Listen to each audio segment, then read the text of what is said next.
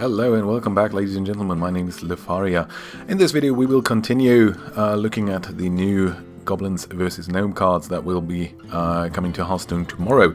And in this video we will be focusing on the Druid cards, the Hunter cards and the Mage cards. Each class gets a total of 8 new cards, of which 1 is a legendary, 2 epics, 2 commons and 3 rares.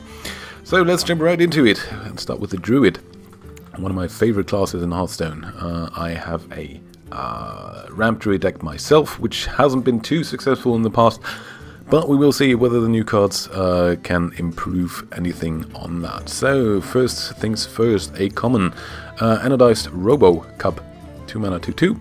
Taunt, choose 1, +1 attack or +1 health. I like that one. I like that the mechanic that Druid gives you choices, 2 choices to choose from. And a 2/3 taunt or a 3/2 taunt might be very useful for 2 mana. I can see that guy being very good in Arena, because it's basically a Bloodfen Raptor or a River Croc with taunt. And you can choose which one you want. So that's very nice. And of course these 2 cards that I just mentioned are very good in and of itself in Arena. So yeah. Then Dark Whispers, 6 mana. Choose 1, summon 5 wisps or give a minion +5/+5 and taunt. Okay, give a minion +5/+5 and taunt, of course, is very big. If you play that on a casual minion that you might have floating around. What would you do with 5 wisps? Knife Juggler, maybe? Or something like the, what's his face, the Hobgoblin that makes all of your and gives all of your 1 attack creatures +2/+2 when you summon it. Other than that, 5 wisps are as useless as a wisp itself. I think if you don't want anything too fancy with that, I can't see that being useful. Maybe with a Cult Master, draw a bunch of cards from it, but they don't have charge, so... Yeah, give a minion +5/+5 and taunt does not really justify the 6 mana for it, so it's pretty much a junk card, I think. We will see, but I'm not too impressed. Then Druid of the Fang, 5 mana 4/4. Battlecry, if you have a beast, transform this minion into a 7/7. I've had some discussion on that card before, because everyone was saying, wow, 5 mana 7/7, that's so OP. Yeah, it's not. You have to have a beast out, which Druid normally doesn't do. Or didn't do before. I think Blizzard has changed some of the Druid cards, so the Druid of the Claw forms are both beasts now, which is kind of nice because it synergizes with that card. But other than that, if you want to really turn this card on, you need some beasts in your deck. And if you just bash random beasts into your deck, just so you can turn on Druid of the Fang, it might make your deck weaker overall.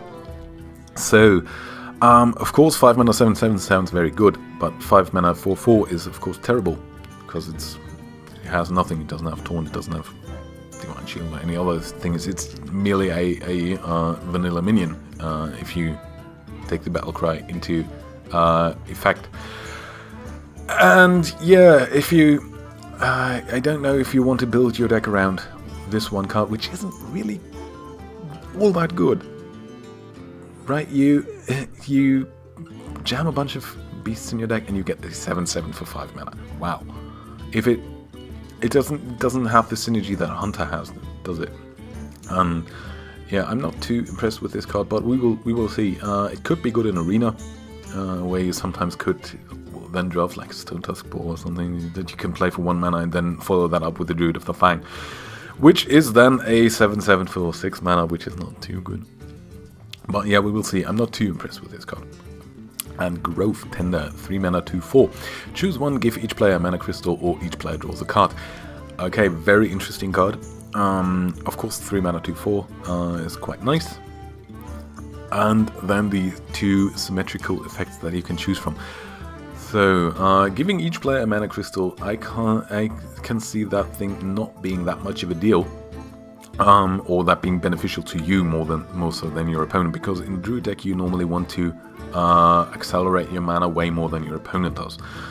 Of course, there are Ramp Druid decks out there, As I said, I play one myself, and gaining 1 mana crystal in that deck is of course very nice. And if you give your opponent a mana crystal and he plays like an aggro deck, that's not that big of a deal. What I think is more of a problem is each player draws a card. You do not want to give your opponent cards in any way. Never, ever. So yeah, I can see that guy being very good, but you have to watch out for it. I will probably try to put this guy in my Ramtree deck, should I get my hands on it. But yeah, the symmetrical effects is something that you should watch out for. Then we have Malorn, 7 mana, 9/7, very nice stat line. Right there, Death Rattle, shuffle this minion into your deck so you cannot get rid of it for good. It will pop out every now and then again after you kill it, which is very, very nice. By the way, I like the art on that one. I love this growth and nature theme that Druid has, and this one looks very nice. And yeah, so if you want to kill it for good, then you have to silence it, which is so this guy will most likely trade up. It has very nice stat line, +2, 2 more attack than you would expect from a 7 mana minion. So yeah, this is a card that I can see being very, very potent in ramp Druid decks and Druid, maybe Druid control too. And the Mech Bear Cat. Whenever this minion takes damage, add a spare part card to your hand. Okay, that one I like.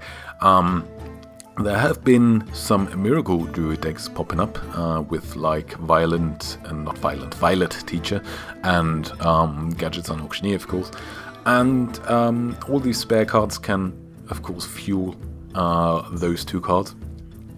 And yeah, I can see that thing being very powerful. Of course, 6 mana 7/6 is a good stat line in and of itself. And if you can bash it into your opponent's smaller minions and get a spare part card from that, that's of course a very nice effect. Then Recycle, shuffle an enemy minion into your opponent's deck for 6 mana. So Druids still no efficient heart removal, which is one of the biggest problems that Druid has. Yeah, you can shuffle it into your opponent's deck, and you can hope that he doesn't immediately draw into it again over the next few turns. But yeah, it's the closest to a heart removal that Druid gets outside of Naturalize, which is terrible. And yeah, for 6 mana, I think 6 mana is way too overcosted. I would have been okay with that costing 4. I mean, that's where Mage gets pulling off. Yeah. So, and Tree of Life, 9 mana, epic, restore all characters to full health. All characters! That includes the 2 heroes. Wow. Yeah, that could be the card that Ramp Druid needs. Because Ramp Druid is so slow that you have a big problem against aggro decks. They just kill you before you get anything done. And when you can spend 9 mana to heal yourself to full, well, you heal your opponent too, but that doesn't really matter because you haven't done all that much in that span. Then I can see that being very, very, very nice. Yeah, so you nullify all the damage that your opponent has done, and you heal up your minions that you might have, and your opponents, of course, but let's just pretend you're against an aggro matchup, so that is the card that I would want in that matchup. Wow, that's a huge power level. 9 mana, of course, is quite something, and you can't really follow that up with anything, but as I said, Ramp Druid often has a lot of innovate and stuff like that, so you could play it on turn 7 if you so desire, if you have taken a considerable amount of damage so far. Yeah, huge power level. I want that card on my deck. I want to play around with that card. So yeah, that's for the Druid deck, for the Druid cards. So the most interesting cards for me here are Tree of Life and Malorn. I think Malorn will be a very, very sturdy minion that's very hard to get rid of, and a huge powerhouse in Druid decks. Like one of the finisher choices between like Ragnaros, Ysera, and Cenarius in Ramp Druid. So yeah, let's go continue without further ado to the Hunter cards. So first of all we have Call Pet, 2 mana, draw card. If it's a beast it costs 4 less. What can you do with that? Turn 4 Savannah-Heiming, turn 2 Hyena. Okay, does sound potent, but not too great, but not too strong. What I like is that it gives Hunter another way of drawing cards and drawing through his deck. He already has Flair and Tracking, so that might enable some more combo-oriented Hunter strategies, and I want to see those strategies out there. Then we have Cobra Shot, 5 mana, deal 3 damage to minion and the enemy hero. So 6 damage in total for 5 mana is fine, it can be targeted, which is nice. A bit overcosted, because 3 damage to the enemy hero doesn't really matter, considering what your hero power is. But yeah, an okay card, I think. Then Feign Death, 2 mana, trigger all death rattles on your minion. Are you fucking kidding me? Are you kidding me? As if Death Rattle Hunter wasn't strong enough already. But, well, of course it gets a few nerfs with like new cards that are good against Death Rattle, but the amount of stuff that you can do with that. Oh my god, like Nerubian Egg, or Sylvanas, or Can, or even a Haunted Creeper if you get like two 1/1s out of nowhere. Or what else is there? Harvest Golem, you get a dude. Wow. Oh, that card looks strong. I'm not gonna lie. That card looks really, really strong. And yeah. Wow. I can't even say anything to that. Maybe I'm just overreacting, but it looks very, very strong, and it looks like Death Rattle Hunter will be as strong as ever. Then Gazrilla, the Hunter Legendary, 7 mana, 6/9. Whenever this minion takes damage, double its attack.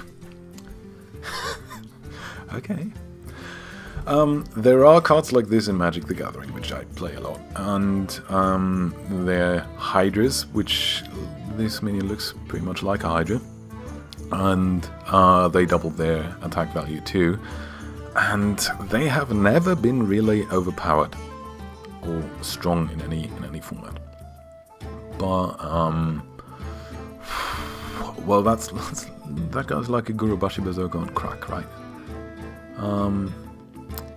Thankfully, Hunter does not have efficient ways of dealing damage to a minion, like a Warrior has, for example. In a Warrior deck, that thing would be incredibly overpowered. But yeah, it has 9 health, so you can trade it into your opponent's small minions. It mostly survives, it's hard to get rid of, and it will double its attack whenever.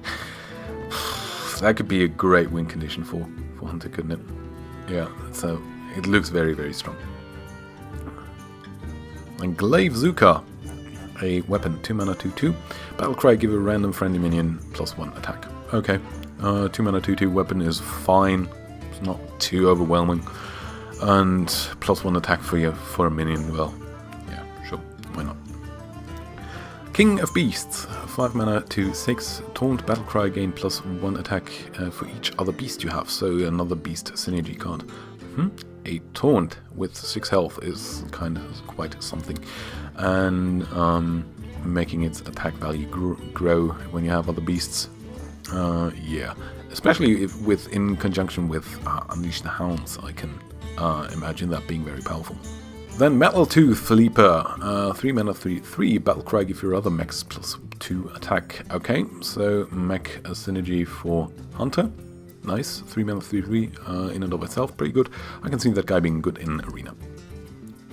And Steam Weedle Sniper, 2 mana, 2/3. Your hero power can target minions. Yes, that card's very, very, very, very interesting, I think. Pretty much an Organized Soul Priest for your for Hunter, and it turns the hero power, which so far is a bit one-dimensional, pretty uninteresting, pretty dull hero power. Not weak, don't get me wrong, but pretty boring hero power so far, into a very great control mechanism. So we might see some more control Hunter coming out with the King of Beasts and maybe Gazrilla as a win condition. I would love to see that.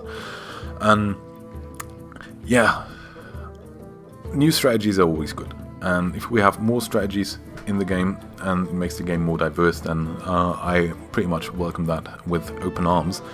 And I would love Hunter not being all about hitting your face with efficient death rattle minions. So yeah, that's the Hunter. Let's go over to Mage. There we have for 4 mana Echo of Medivh. Put a copy of each friendly minion into your hand. Okay. Yeah. Why not? Mage not the class that plays a lot with minions, which is probably why they put that card in there, because in another class it would be ridiculously overpowered. But yeah, looks pretty nice if you can get your Water Elemental back, or your, well, Archmage, or your, well, Apprentice, or whatever that is. Yeah, that sounds pretty good. Then Flame Leviathan, 7 mana, 7/7. When you draw this, deal 2 damage to all characters. Woo! That's something that Mage needs. As I talked about with the explosive sheep, Mage needs a mechanism of ball control early and AoE early. And Flame Leviathan might be that card because, yeah, and it counteracts the effect that many legendaries have. High cost legendaries, because when you draw them early, you are pretty much you draw them and you are pretty unhappy about that draw because they don't do anything for a lot of turns. And if you draw this guy early, you can probably wipe your opponent's board if you're playing against an aggro deck or something like that. So yeah, I think that's an effect that Mage needs, and I love that they've put the mechanic in there that it does something when you draw it, not when you play it. Of course, your opponent then knows that you have it in your hand. But what will you do? Other than that, it's just a 7/7 vanilla mech for 7. But yeah, I think that card's very good. And Flame Cannon, 2 mana, deal 4 damage to a random enemy minion. Compare that to a 4 mana 6 damage spell that you can target. I think that's kind of subpar. Some guy in Arena has played the thing against me and it's always hit the wrong minion. So yeah, of course it's 4 damage. 4 damage kills a lot of stuff. But yeah, the random factor is something that you have to keep in mind there. Then Goblin Blast Mage, Battle Cry. If you control a mech, deal 4 damage randomly split among enemy characters. So if you play a mech, you can fire a 4 damage arcane missile, which is reasonable. Stat line looks pretty good, 4 mana 5/4. And Snow Chugger, 2 mana 2/3, freeze any character damage by this minion, so it's a better River Croc. Nice. As I said, Mage needs some early game, so that might be that. It's by far not as powerful as the Water Elemental, just because the Water Elemental has double the health of the Snow Chugger. But it's a mech, so it synergizes with that, and it might be some much needed early game control for Mage. Then we have a Soot Spewer, 3 mana 3/3, spell damage +1. That sounds pretty nice. 3 mana 3/3 in and of itself is okay, so if you get spell damage on top of that, it's quite nice. Spell damage not as potent in Mage as you might expect, because the spells itself are very expensive normally. Yeah, maybe if you follow that up with like a Flame Cannon or something like that, it's yeah, it might be okay. Then Unstable Portal, 2 mana, add a random minion to your hand, it costs 3 less. Is that a random minion from your deck, or is that a random minion from the game? Does it just pull them out of nowhere? If it's the latter, then that thing I think is pretty good, because it of course can summon, or not summon, but give you legendaries and like other quality minions. If it's from a deck, it's just mediocre, I think. It's about, like, what's that shaman card? Foresight or something? Farsight it is. And yeah, that card is not very good, is it? Yeah, I can, if it draws a minion out of nowhere from all the available minions in Hearthstone, then I can see that thing being good. Other than that, not so much. And we use Spellstopper, 4 mana 2/5, adjacent minions can't be targeted by spells or hero powers. Where could that be useful for Mage? If you have a Water Elemental out and you can protect that with that, that's pretty nice. And if you are, if you're playing the 1-turn kill Mage, then that could be good. If you put the apprentice down, or the double apprentice, and put that between that, your apprentices are harder to get rid of. But I'm not too impressed with that. So yeah, that's the Mage cards for now. I really like the Flame Leviathan. I think that's a very potent card. And other than that, it's more like mediocre. But we will see. Not too strong. Yeah, I really like the Hunter cards though. The Hunter cards look, there are like 3 or 4 cards that are really, really strong in that. So yeah, that's for these 3 classes. We will continue with the next few classes in the next video. So for now, thanks for watching. If you like the content, please like, share and subscribe. Let me know what you think in the comments below. For now, my name has been Lepharia. Thank you for watching. See you next time.